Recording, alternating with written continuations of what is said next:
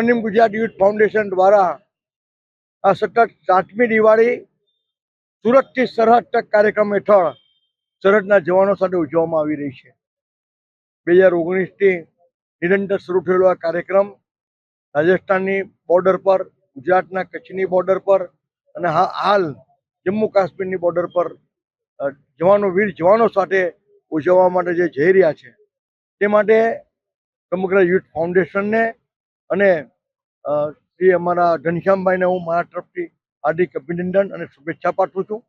સાથે સાથે જમ્મુ કાશ્મીરમાં દેશના પનોતા પુત્ર લોખંડી પુરુષ શ્રી સરદાર પટેલ સાહેબનું પણ સ્ટેચ્યુનું અનાવરણ કરવા પણ એ લોકો જઈ રહ્યા છે।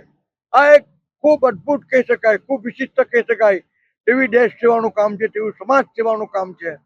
આનાથી મને લાગે છે કે સુરત શહેરના રાજ્યના દેશના ઘણા યુવાનોએ, લાખો યુવાનોએ પ્રેરણા લેવી જોઈએ અને આવનારા દિવસોમાં પણ આ યુથ ફાઉન્ડેશન જે પ્રકારની સામાજિક પ્રવૃત્તિઓ કરી રહ્યું છે, રાષ્ટ્ર ભક્તિવાળી પ્રવૃત્તિ કરી રહ્યું છે, એ જોતાં મને લાગે છે કે આવનારા દિવસોમાં પણ આ યુથ ફાઉન્ડેશન ખૂબ એની પ્રવૃત્તિનો ફલાક વધારશે। નમસ્કાર, ઘનશ્યામ બિરલા, પ્રમુખ શ્રી સ્વર્ણિમ ગુજરાત યુથ ફાઉન્ડેશન સુરત। આજ રોજ અમારી સ્વર્ણિમ ગુજરાત યુથ ફાઉન્ડેશન સુરતની ટીમ 7મી ટૂર લઈ અને જમ્મુ કાશ્મીર બોર્ડર ઉપર જઈ રહી છે।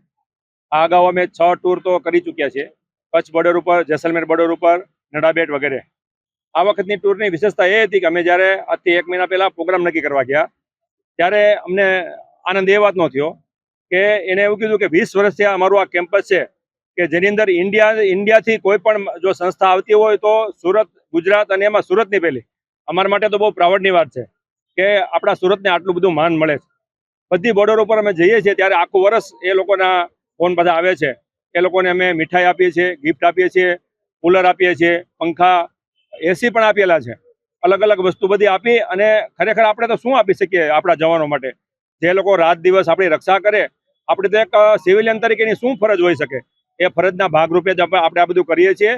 અને આ તકે ખરેખર સાંસદ શ્રી આવી અને અમને જે પ્રોત્સાહન પૂરું પાડ્યું એ બદલ મુકેશભાઈનું ખૂબ ખૂબ આભારી છું અને એમને સંસદ જોવા માટે પણ આમંત્રણ આપ્યું કે તમે આવો અને તમને બરોબર બધી વસ્તુથી અમે માહિતગાર કરાવીએ।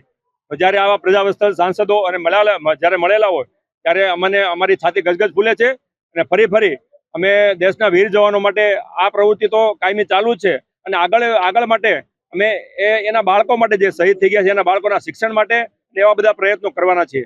અમને સુરત શહેરમાંથી બધું બહુ સારો એવો લાભ મળે છે, એટલે લગભગ આ શહેર આપણું સેવાનું શહેર છે કે ભારતની અંદર આટલી સેવા તો કદાચ ક્યાંય નહીં થતી હોય અને લશ્કર માટે એ લોકો એવું કહે છે કે ઇન્ડિયાની અંદર જેટલું સુરત કરે એટલું કોઈ નથી કરવું। એ માટે અમને પ્રાઉડ છે, અમને એમ થાય છે કે આને માટે અમને ભારત રત્ન મળી ગયો છે।